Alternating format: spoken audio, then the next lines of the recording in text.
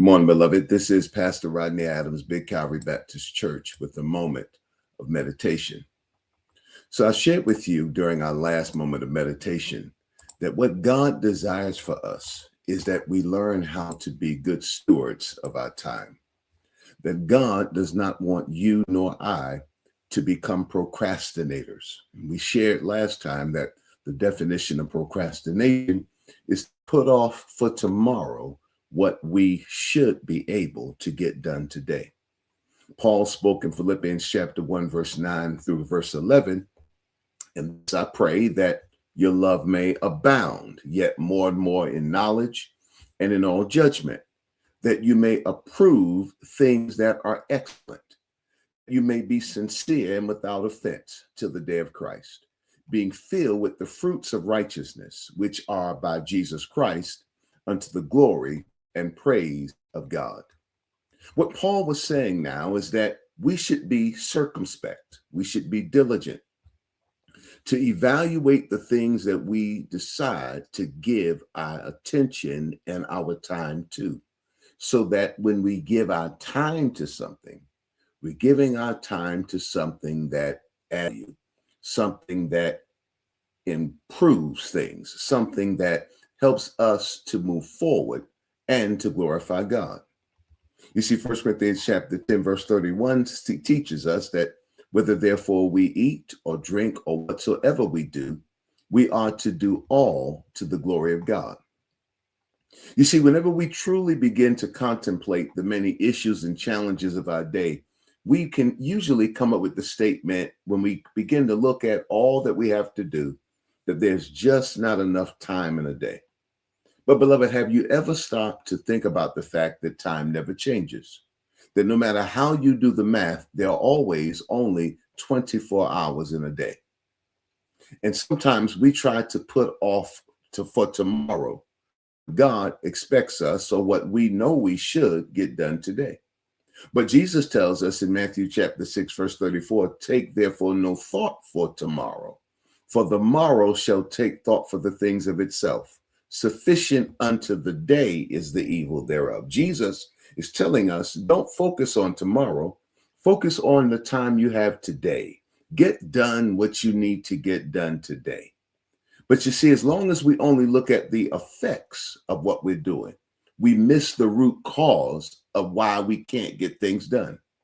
For as long as we only think about the lack of time that we have, and that's the effect, we miss the root of the problem that creates our lack of time. You see, none of us can stop time because time can't be managed. And so what we have to do then is to begin to discover what lies at the root of our ability to control the amount of the time that we have in each day. Beloved, the basic element of time is not a minute, an hour, or a second, but an event. Let me say that again. The basic element of time is not a minute, an hour, a second, or an event. An event is something that happens. It's what we do. It's what the things that we're involved in, how we're spending our time, the activities that we are engaged in any moment of time. And nobody questions this often, but what we have to begin to question is not why we don't have enough time, but ask ourselves the question, how are we spending our time? You see, our problem is that we allow the events of our lives to manage us. We spend more time doing things that are less important, and therefore we don't give the appropriate amount of time to things that are necessary or the things that matter most in our lives.